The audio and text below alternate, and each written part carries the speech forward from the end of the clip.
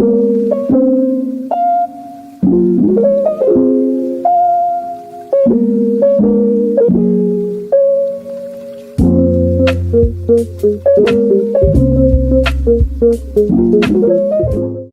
tonight to Arts Business Collaboratives, A Better Conversation. This is our speaker series that brings together artists, arts advocates, scholars, entrepreneurs in the arts, and many more folks who are working within the creative economy to discuss issues and topics that can inform and improve the experience and reach of the arts for all, as well as the quality of life for artists and arts entrepreneurs in particular. Arts Business Collaborative is a 501c3 that utilizes technical assistance and research to expand access to capital, networks, and knowledge to improve the quality of life of artists of color. I'm Dr. Carolyn Renee Pouts. I am the Director of Research and Strategy for Rising Tides Research Institute, Arts Business Collaborative's research department. And we're an action-oriented research department that focuses on sociopolitical and sociocultural issues, as well as economic issues, to improve the access to knowledge in particular for artists and arts entrepreneurs of color. Tonight we have with us Meryl Agish, who is an oral historian and the community coordinator of the Queen's Memory Project at Queens Public Library.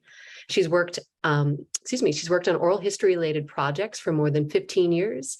And in her role at Queen's Memory, she now works with library colleagues to launch local history projects. She leads oral history workshops for the public and collaborates closely with academic and community partners.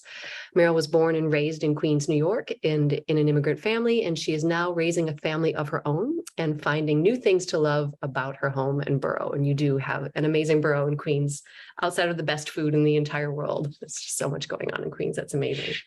So I was hoping that you could give us a little bit of an introduction to the history of Queen's Memory Project, and we can take it from there afterwards. So. Great. Thank you so much, Carolyn. Thank you, ABC, for inviting me.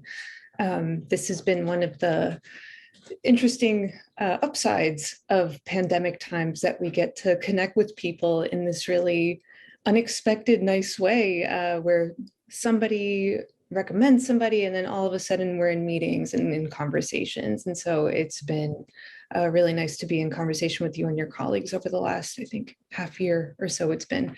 I will start to share a couple of slides and go through some of the background of Queen's Memory and a little bit of background about myself.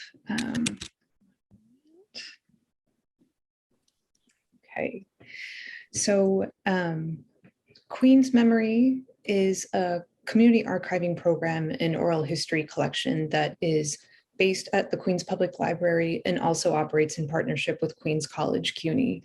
I have been with the program since December 2019, which I'll get to in a moment, but the program itself has been in operation for almost 12 years.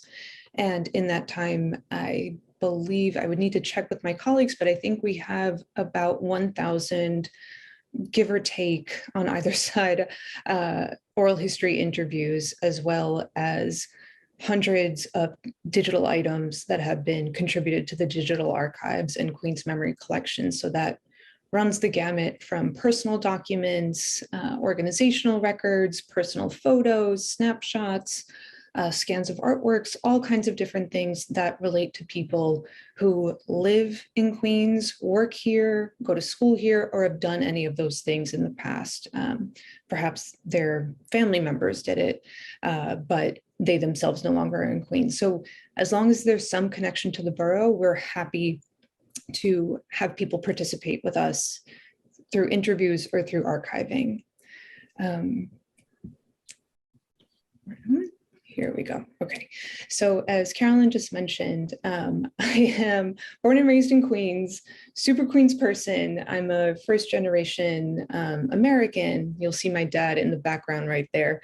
This is us at the Lunar New Year parade in downtown Flushing in the early part of 2020, when I thought this is what my library life was going to look like, being out and about in the community. And for at least a few months of my time at the library, it was something like this. Obviously, things have taken quite a turn in the last 2.5 years.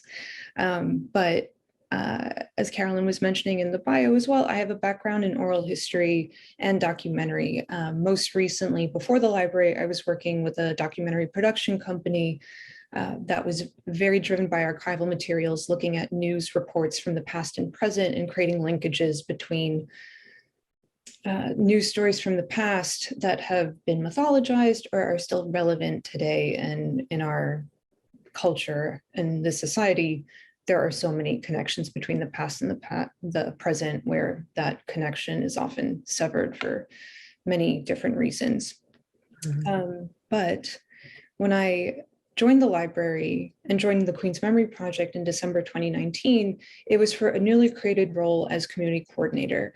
Up to that point, I believe there was just one full-time staff member, my colleague Jocelyn, who has since moved to a different position at the library, but she was really focusing on the processing aspects of the programs that we do. And for myself, I was going to be and have been one of the public facing roles. So my job was really focusing on how do we build up collaboration and connections with the community, starting with the colleagues at the library.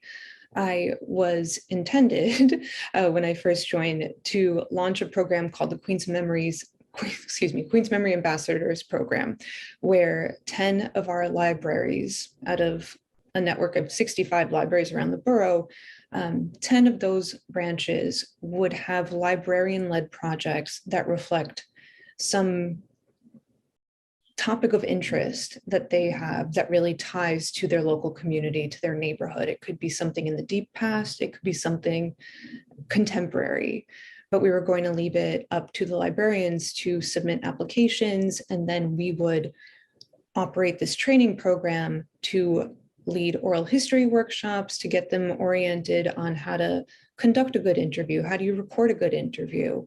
What are the different things that you want to think about when you reach out to people to talk about oral history? How do you host programs that tied to local history?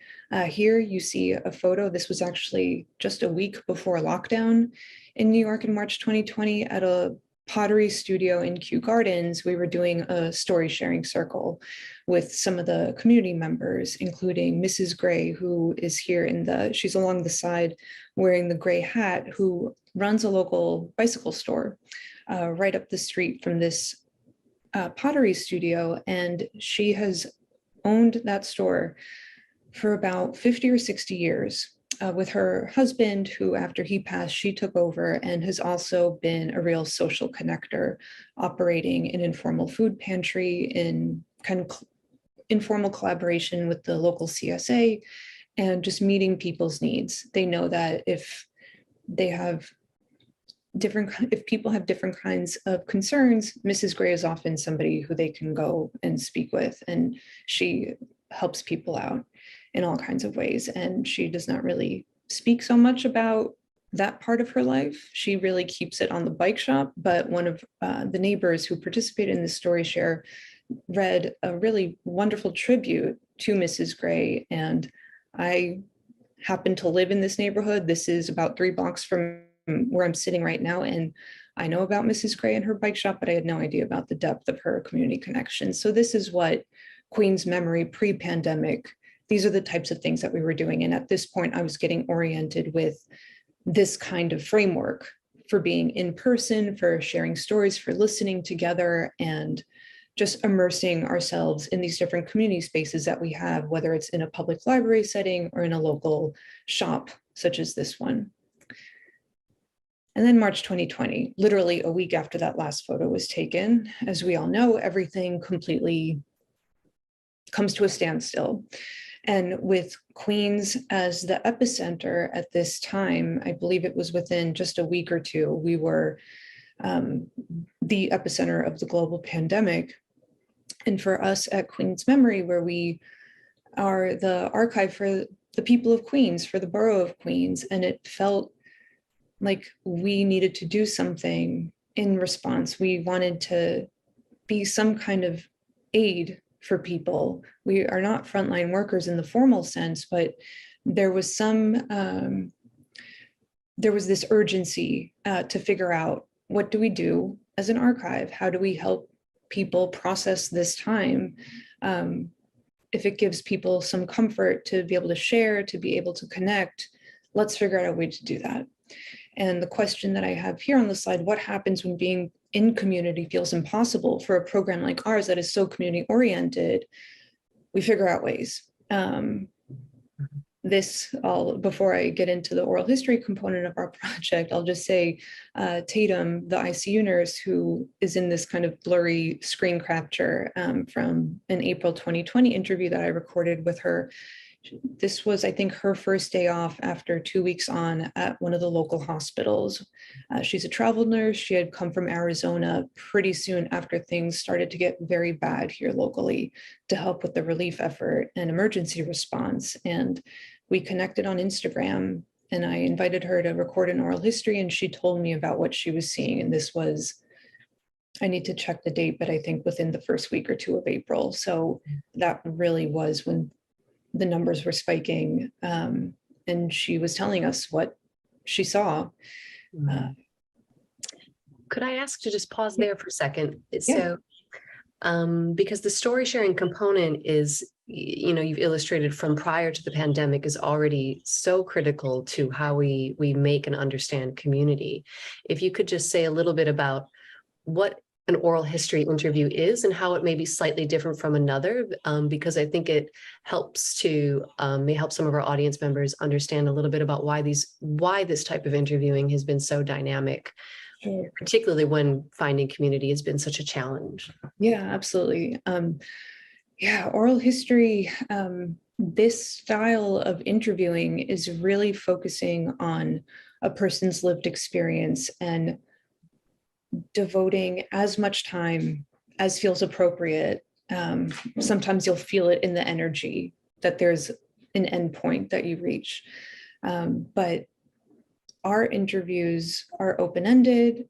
They often have a preparation component ahead of time where we do pre-interview chats with the people we're interviewing to get a bit more background. If it's somebody who is a bit more well-known within the borough, perhaps we'll do some news research to see if a local politician who's retiring and they're doing kind of an exit interview with us will get a scope of their life and then be sure to cover aspects of that life history in an oral history interview. And it gives the person who's being interviewed so much agency to share their story on their own terms and that they feel comfortable sharing.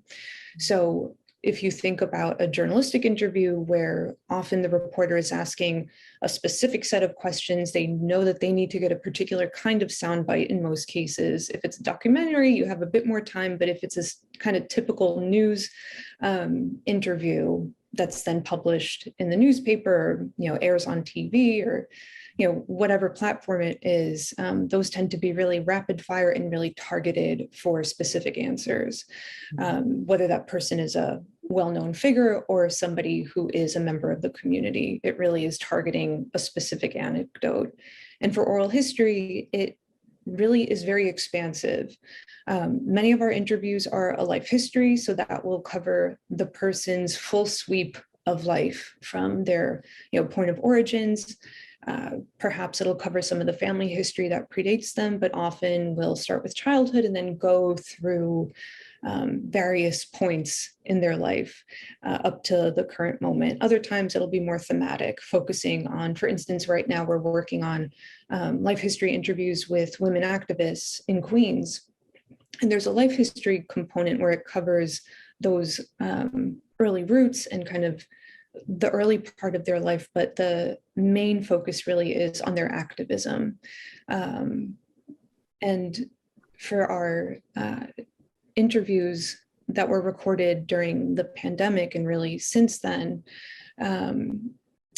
it has focused very much on the current moment. And by recording people's experience through an oral history approach, it really goes through almost, I find it quite therapeutic sometimes, being able to listen to somebody so deeply or to be heard by somebody who is really focusing on the story that you're sharing and responding with follow-up questions in a way that feels very reflective of what the interviewee is sharing. So it's kind of a mutually generated product in a very different way than what a reporter-led interview would be in a news context. And I can get more into the sort of the dynamics that come into play with some of our oral history interviews, which are community member led, and often spring from personal connections or personal interests in ways that overall I think have worked really well for this kind of matchmaking that we sometimes do between interviewees and interviewers. And sometimes it's just somebody's available, somebody wants to be interviewed, and they get paired. And we operate that part of the program in a couple of different ways. But Carolyn, if there's more, I'm happy to. I will pause there and allow you to continue. I know that I personally find what Queen's Memory is doing just so incredibly interesting. And I have several other questions, but I know I'm going to be able to ask along the way. So thank you. Okay. So one of our responses, and really our main response in that April 2020 early pandemic period, was to launch our COVID-19 project. There were a couple of streams of this project. So here you see kind of a slice of a map of Queens, and each of these purple dots links to somebody's story that they contributed to the archive, where they are in some cases sharing photos, texts, poetry, photos of artwork, videos, audio clips, any digital format that was at hand and felt like the right medium. People were sending their slice of life. In some cases, it was as simple as one photo. Some were tributes to people who had passed. And I'll share two examples in the next slide, but our community archiving aspect, where it really is this open archive, where we're asking people, please share your story however you feel comfortable, whatever you feel comfortable sharing, because we want to make a record of what life is like right now in Queens. As a library-based program, we have that future researcher in mind of, if somebody 50 years from now is looking at the New York Times reports of what April 2020 was like, they'll have a certain version of the story. If they consult a collection like ours, they will get many facets of the story. There's no one pandemic story. As we all know, this has affected everyone so unevenly and in different ways. And by having this open archive, we hope to reflect some of that experience in deeper form. We also launched a fully remote style of interviewing. As I mentioned, pre-pandemic, I don't think anything really was done remotely. We certainly did not have any programs online, anything like that. I don't believe there were too many interviews that were not recorded in person prior to spring 2020. And since then, almost everything has been recorded through Zoom or the phone or other platforms like that. And the focus really was on inviting the public to be contributors and to connect with each other and to use the resources that we had to do some of that processing or to do some of that connecting. And we saw that people really responded to this.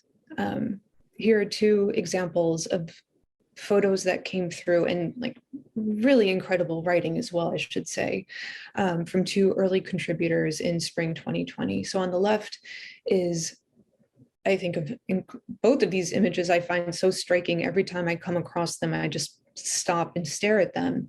On the left is an image and text by Stolen, an artist based in the Glendale area. And on the right is a photo that is one of a series of photos that So-Young Chu, a resident of Queens and a professor at Queens College, submitted along with a really incredible written component. And I think looking at these images, they really point to some of that disorientation, isolation, kind of scrambling that so many of us were feeling early on. And I invite, anyone who's interested in reading. I really encourage people to read the full text of these two, but really going through the map and seeing all the different things that are emerging. We have a really touching handmade book that a 6-year-old made. Her mother submitted it on her behalf about how to have fun in the pandemic when you're stuck in your apartment. It was a school assignment for her first grade class. And in other cases, we have people who are working on the front lines sharing photos of what they were seeing in the day-to-day. We have, so much, I feel like something that reflects so many people's experience, the diversity of experience of what we've been going through in Queens. And to interact with people in this remote setting in a way that we really were not doing before this point, we had to think about our outreach, our engagement, and to reach people in a number of languages. Here you see a couple of images where we were inviting people to share your COVID-19 story. And we also had submission forms, I believe, that they're still up, but I believe we had about 16 languages available for people who were interacting with the map and may have felt more comfortable expressing themselves in Urdu or in Korean. And that's something that we're always mindful of, that even if we are very heavily in English, primarily English collection, we also invite people who may feel more comfortable being interviewed in other languages to participate as well. And we try and match people with some of our colleagues at the library who can assist with translation or transcription in those cases. So we did this very heavy outreach campaign, which we were cobbling together in some cases in the moment, just trying to figure out how do we get the word out? How do we interact with people? And I think I was on Instagram almost nonstop, messaging with people on the phone for weeks and weeks and weeks with people to explain what we were doing, to invite them to participate, to just get the word out about this project. And this is a kind of a weird tiled view of a WebEx video, but we had to think too about, so many people wanted to connect. So many people were suddenly interested in a way that we had not seen the numbers before this point in recording oral history interviews or being part of an oral history interview. They were volunteering to be interviewed. And how do we build up our capacity to make sure that people who would like to lead an interview feel comfortable doing so? This image is from the Ambassadors Project that I eventually did run in the fall of 2020 with my colleagues at the library. If you think back to what I was hired to do, as I was mentioning at the top, that was going to be this kind of incubator program to work closely with 10 of our branches. We did that in remote form.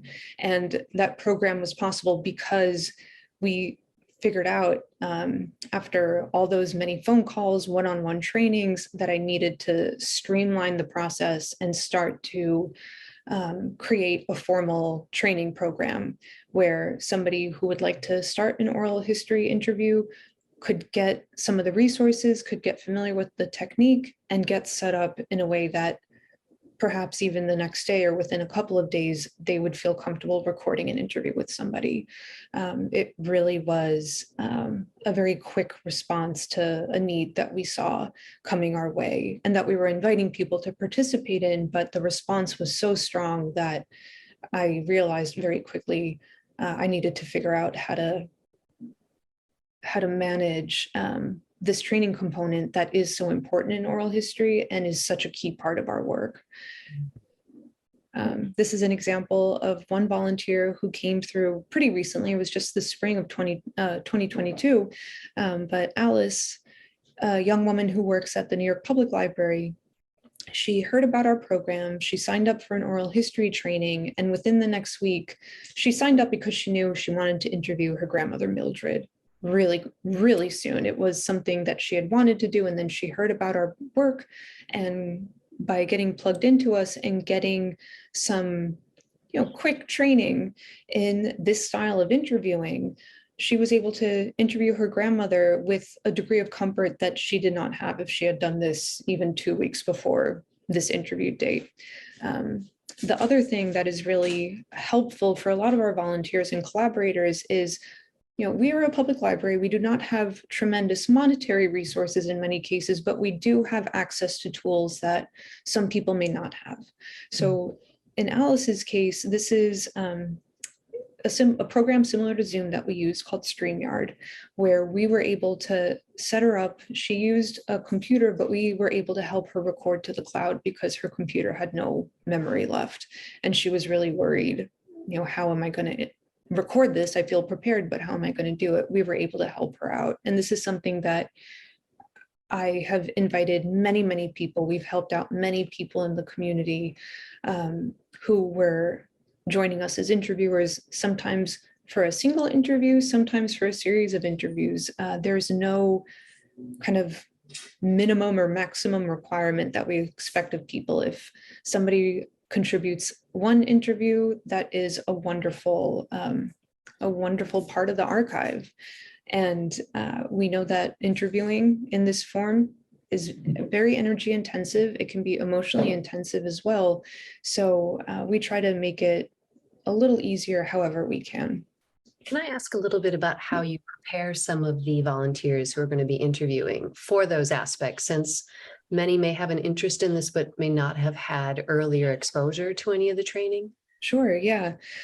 We have a couple of resources on our website. I'll include them at the end, where I have a step-by-step guide in about 11 steps from the very early time of outreach, inviting somebody to participate in the interview, through the interview itself, how you kind of prepare your questions, to the post-interview phase where you're submitting a file and working on transcripts. There are many discrete steps that go with the oral history interviewing process. And by mapping it out in this way where in most cases, people are either speaking with me one-on-one and I'm getting them oriented, or they're going through one of our oral history trainings, which I run once a month. They're open to everybody. They're focused on Queen's memory approaches, but really anyone who wants to get a little bit of background in oral history. If you're living in Brooklyn and you want to record an interview, certainly you're welcome to join our oral history training. And I touch on a couple of points where, if the interview is intended for our collection, this is how we do things. You'll use this link to submit a file, for instance, but the broader frame really would be relevant for almost anyone who is curious about oral history. And I go through step by step too, the deep listening component, where when you're in the oral history interviewer chair, so to speak, there are certain ways that you want to be thinking about formulating follow-up questions, the way that you want to be listening to the person who's speaking, preparing yourself to the degree where your nerves are calmed. If that is a list of themes that you want to cover, let's say Alice, in this case, she wanted to cover, her grandmother's childhood, her high school experience, her early career days, having a family, whatever it may be. Some volunteers feel comfortable sketching out kind of a thematic list. Sometimes people feel more comfortable having actually written out questions, which, if that sets you at ease, absolutely, I recommend doing that. But the real key is to take the interview wherever it goes. You never know what topics you may cover. Mildred may have signed on to talk about her life, and suddenly we're talking about her memories of cooking with her mother, and that's where we spend the next hour. Interviews sometimes go in these directions that neither person could have anticipated. So my trainings are really focused on being as friendly as possible to get the person comfortable to record an interview. You can get a whole graduate degree in oral history at Columbia, for instance. There is so much training that an oral historian can get. I have been doing this for a very long time, and I try to do workshops. I try to sign up for workshops so that I can get trained all the time too. And that's kind of the great thing about this practice, is that you can always learn new things. And I think my trainings often are an invitation to be part of this discipline and to get started, and to not let this idea of the perfect get in the way of not just the good, but the right now. I think having somebody like Alice who comes through and within a week or two is able to record an interview and then have it archived with us, that is a great example of how we try to operate, like being really nimble and being really approachable for people as an entry point in this kind of interviewing. Yeah, and it's, and I know we had touched on it in a prior conversation that you and I had had, but really speaks to your desire to support an authentic connection. And so you may actually be addressing this later. And so I'll throw the question out now because you may come back to it later, but I'd love to hear about some of the effective outreach practices that you've employed to support that authentic connection. So whether that can come later, I don't know where, because I have a feeling it might get addressed later. Yes. Anyway. So let me just pull up Oscar right here, for instance. So these are two of our current super active collaborators. Oscar Zamora Flores on the top. He was a recent college graduate and was not really sure. He had studied linguistics and was at a point where he felt like it was maybe time for graduate school, but he didn't really know quite yet. And kind of through a fortunate conversation that he had with a professor at Queens College, was introduced to Queens Memory. I remember actually meeting with him, I think it was December 2020, where we were doing one of the oral history trainings together. He had heard about oral history, had heard about Queens Memory through this professor's introduction, and just was able to seize on it as a way to launch his own project, where he was interviewing people in the Jackson Heights neighborhood where he lives, who were leading different mutual aid efforts, especially in the LGBTQ Latinx-led organizations. And these are some people who he knew personally, and in other cases, he used this project, his own project, kind of in partnership with Queens Memory, to do the outreach and to feel comfortable saying, I'm recording oral history interviews because I want to make sure that we have a record of all the work that you're doing with free clothing distribution, with direct action, with food insecurity. And this was just one of those, we just connected immediately. His interests aligned with ours, and I was able to get him, trained and comfortable to do his own project. And as he's actually enrolled in graduate school at Queens College in library studies and wants to focus on community archiving. And he credits, his work with Queens Memory, which is wonderful, but I think it really is totally his work that I'm just so in awe that he has been such a great collaborator and has been doing this work. And actually, we're going to be presenting at conferences together about his project and a couple of others. In other cases, there are people who come through. One of our longtime volunteers, Fran Kipnis, who is actually based in Berkeley, California, and is probably our most active volunteer. She joined Queens Memory in the early years of the program, so in the pre-pandemic years, and would often come to New York to visit her mother for extended periods of time. And whenever she was in town, she would call up my colleagues and say, I'm available to record some interviews. And Fran would just be matched with anyone who had recently come through. Through the COVID-19 project, because everything was remote, and even though Fran was in California, she was able to record interviews and has been recording interviews throughout this time.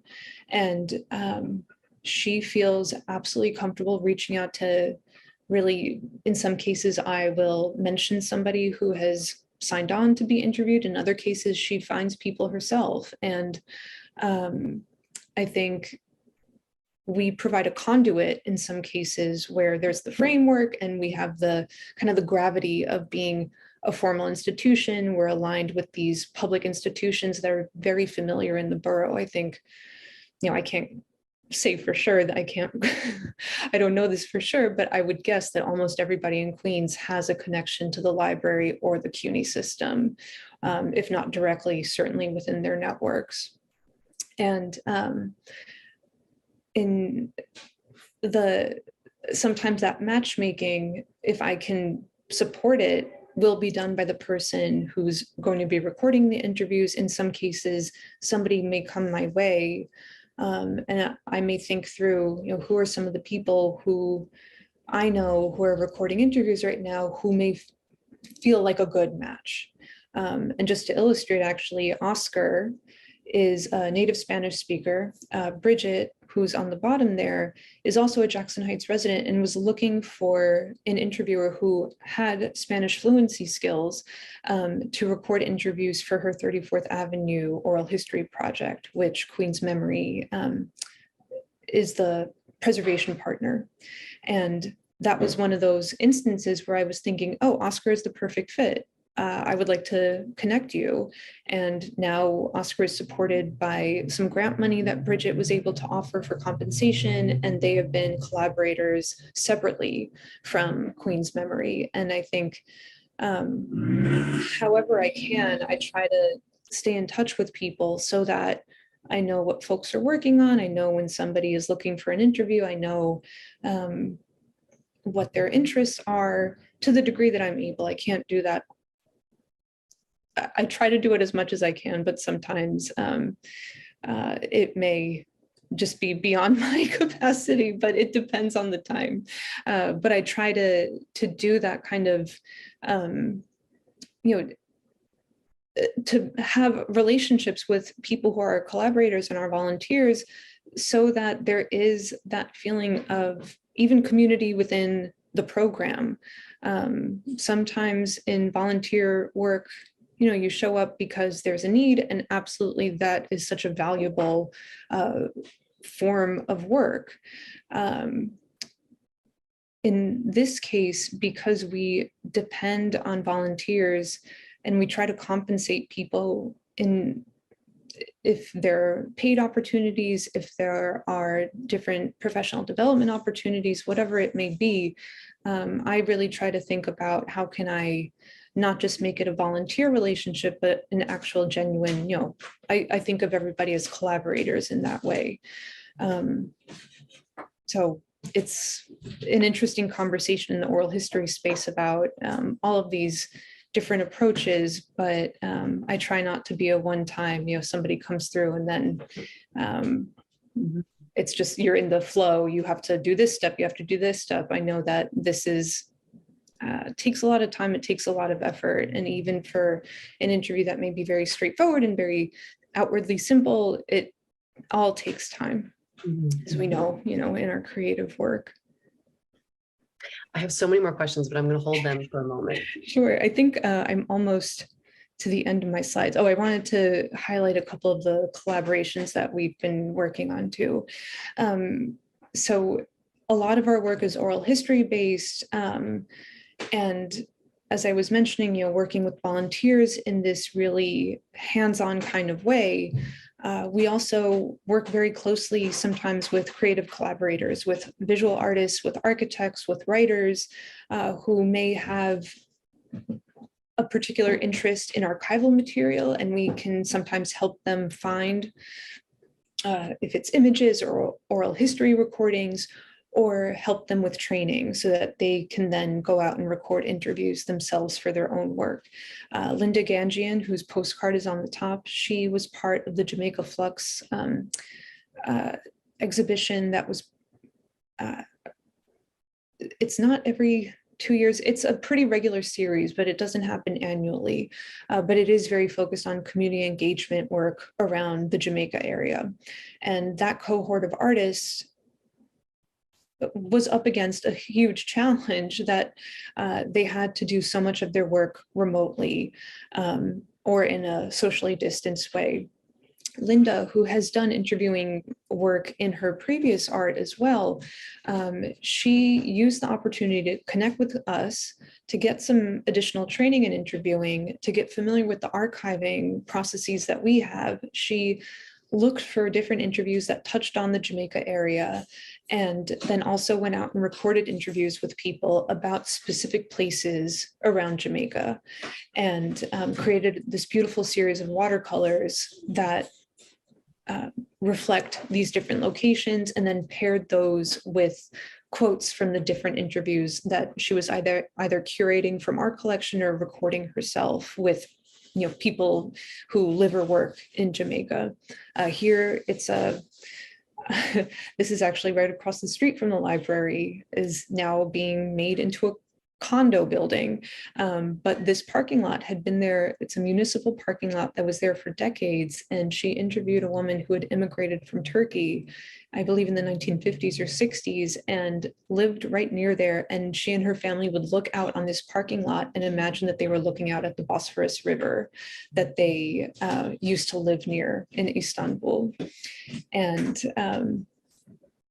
Linda highlighted many of these kind of more informal vernacular spaces, a pizzeria, a mall, and also alongside historic cinemas, different historic cemeteries, museum sites in the neighborhood, to just call attention to the places that really hold memory that may be surprising. A parking lot in this way, I think, is so touching. And then the collage on the bottom was developed by, sorry, I know I'm running short on time. A group. So that is, don't worry about that. Okay, architectural grad students at City College who had worked with us on oral history training and then would go out. The first cohort was focusing on neighborhoods along the 7-line corridor, the subway line, the 7 train that runs through the middle of Queens up into Flushing. They were interviewing people in Corona at the time when it was just really the early months of recovery there.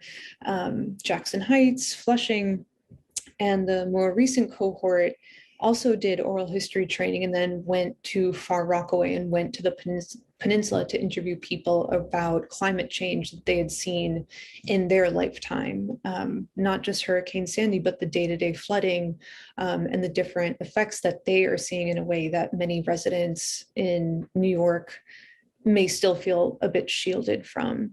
And in both of these collaborations, the postcards are now a part of the archive, as well as the interviews that Linda reported, and much of the design work that was done by the Unit 25 students are also part of the collection.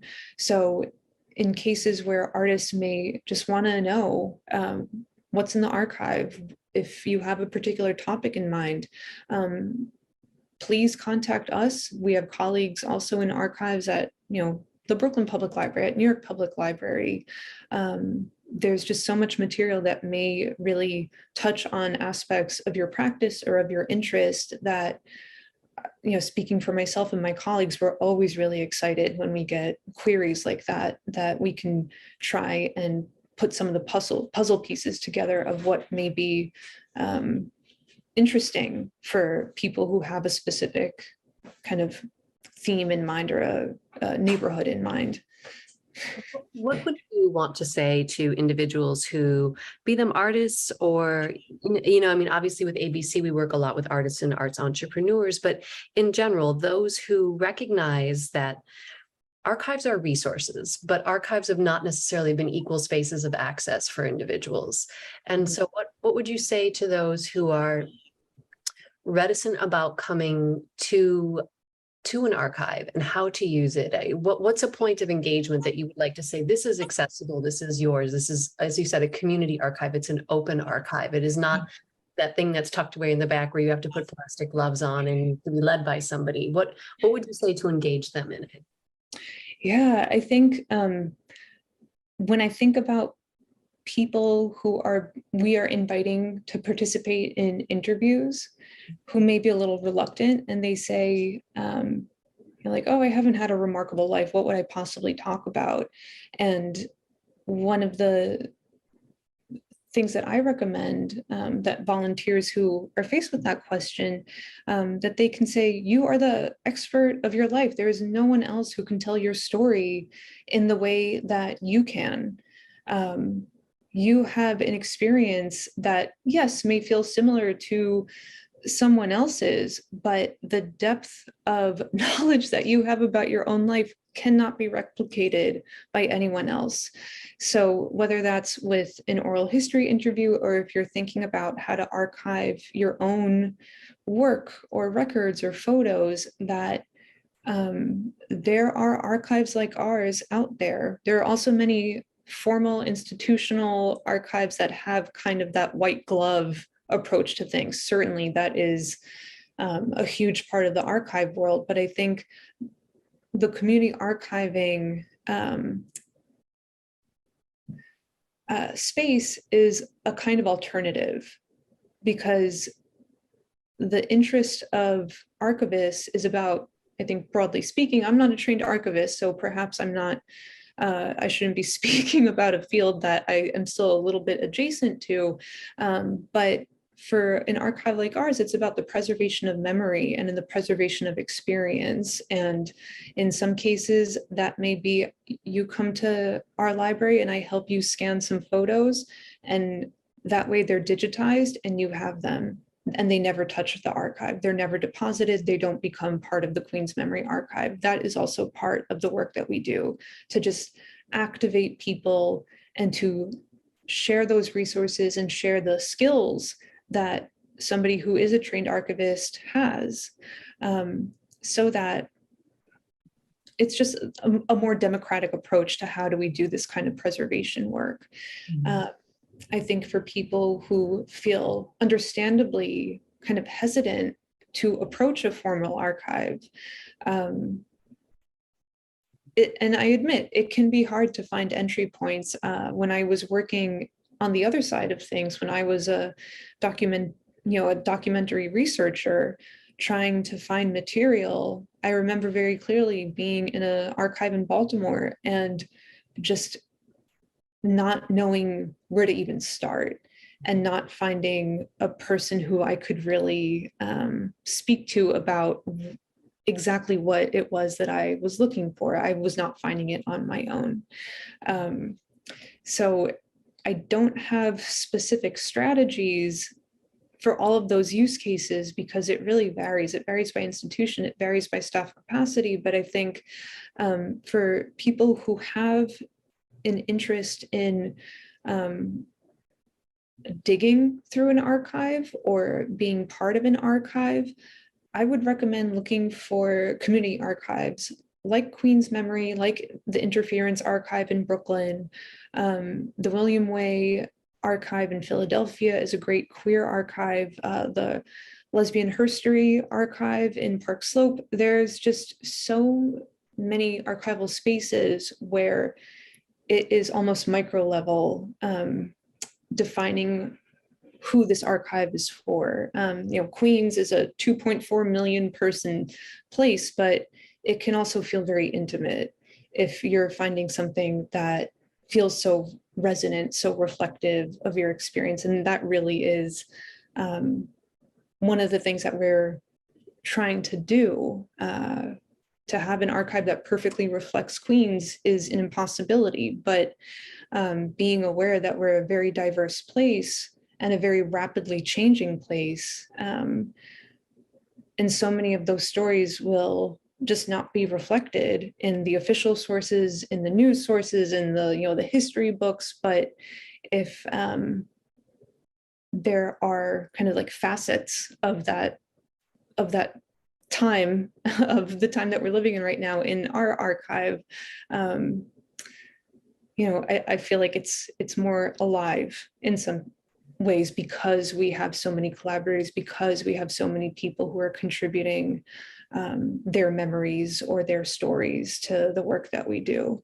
And again, like I was saying, it can be as simple as one photo or one short block of text story or a full interview, that there are so many entry points to this kind of archiving that I think are just so different than that white glove approach to archives. Thank you for taking the moment to respond to that.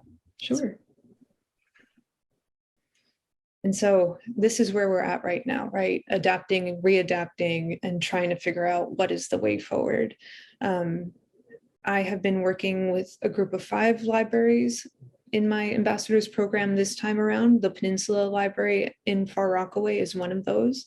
And here, Sarah Hennig, who is a children's librarian at the branch, was interviewing members of their local knitting and crochet group that had been meeting in that space for many, many years, and then had to take a 2-year break when the library was not really open for these kinds of purposes.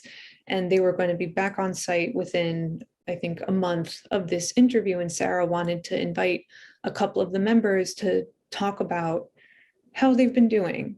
And you see, we have that in-person possibility again. It's not the same as that pottery studio that we were in March 2020, but it's something that feels comparable in some ways to what we were doing before. But really, I think this remote world that we have been living in and operating in has informed so many of the ways that we'll be working in the future. And we're just constantly kind of reevaluating and changing things as we go along. And just one last slide. This is hopefully a scene of that will be similar to what we'll get to eventually. This was a big event at the Queen's Museum from April 2017, before my time at Queen's Memory. But being in our cultural spaces, in our library spaces, is something that I think is so invigorating for this kind of work, and to be in community with people who are contributors and are part of our archive.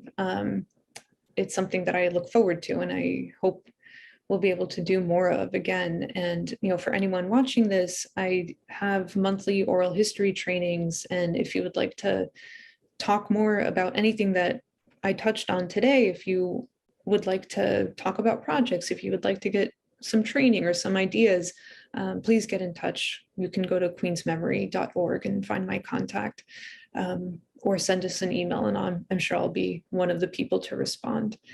So yes, thank you. That's the end of my slides. We can focus on the conversation.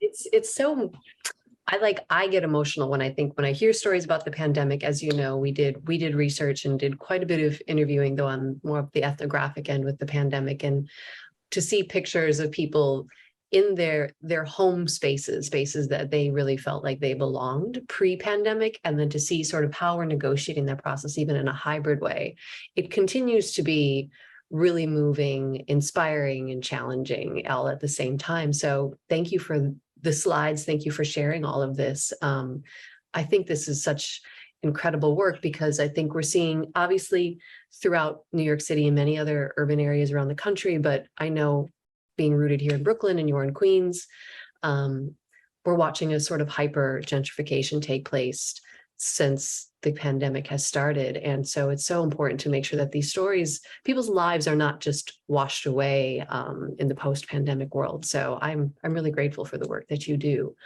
I have one question, then I wanted to open it up to ask any of our attendees if they have questions.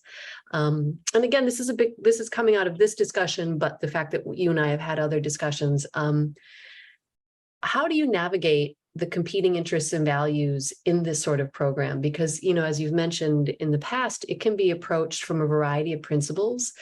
There wasn't a blueprint for how you were going to do this during COVID.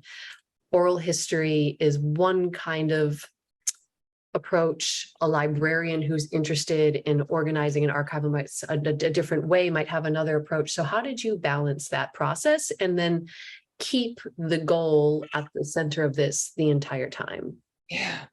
Yeah.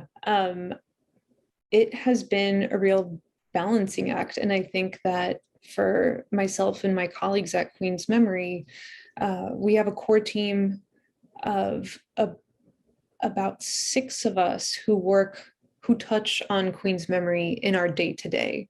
I'm currently the one full-time person.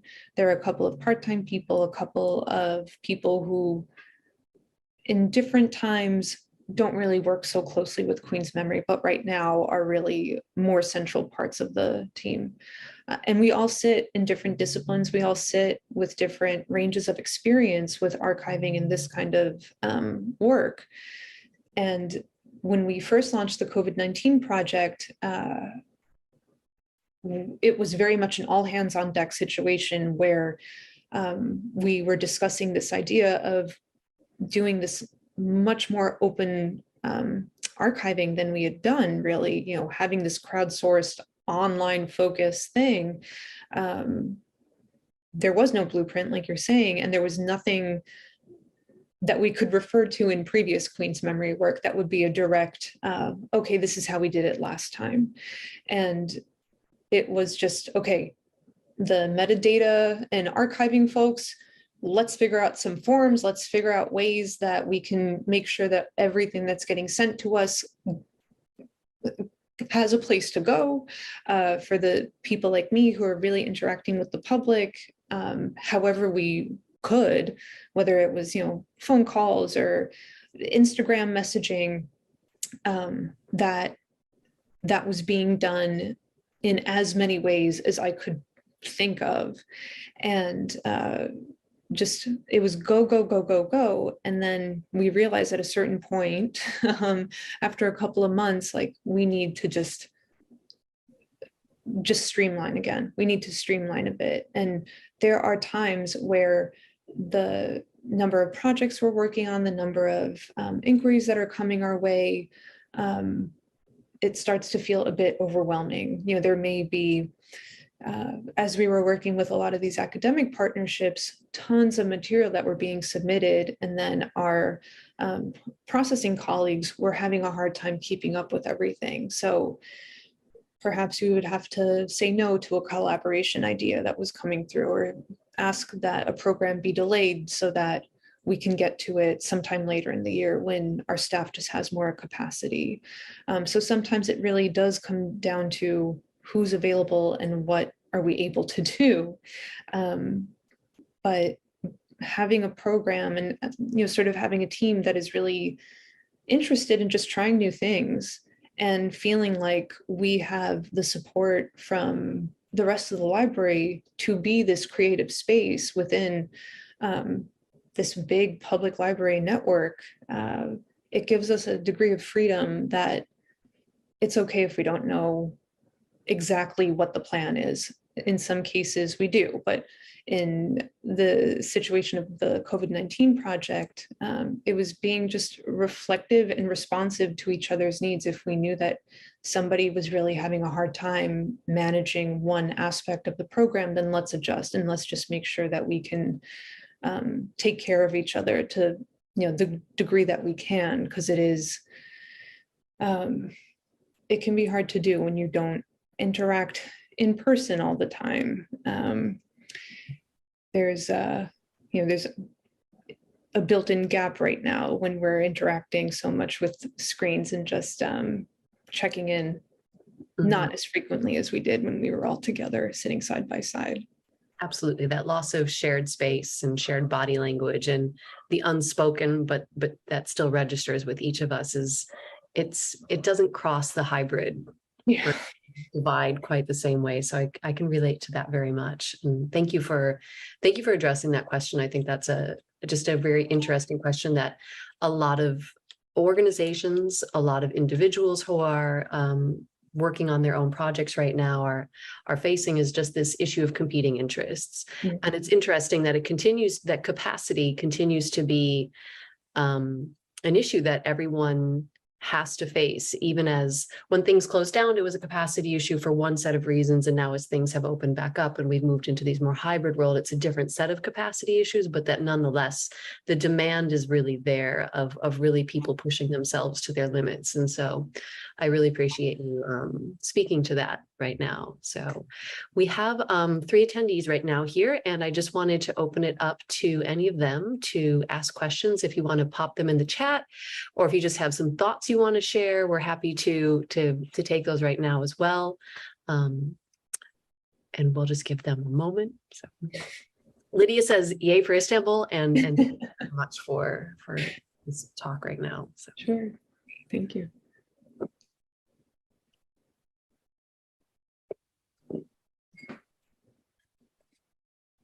I don't have any questions coming in, so we can close here, but I definitely want to say thank you to you. I encourage anyone watching this to, thank you. It's very, you can see Lydia's comment. You probably don't need me to read it to you. But I think that, and I agree. I think that oral history in America is very, very interesting, especially like, I think it gives us an opportunity to see the variety and the diversity of experiences that are taking place and how to approach it, as Lydia is saying right here, for sure. I encourage anybody watching this webinar today, the speaker series, to please check out Queen's Memory Project. I actually want to come take a training with you. Oral history is something I've always had an interest in. And particularly for me from the arts perspective. But yes, please check them out, please support. And this will be available online on our YouTube channel, and we'll also obviously be making it available to you.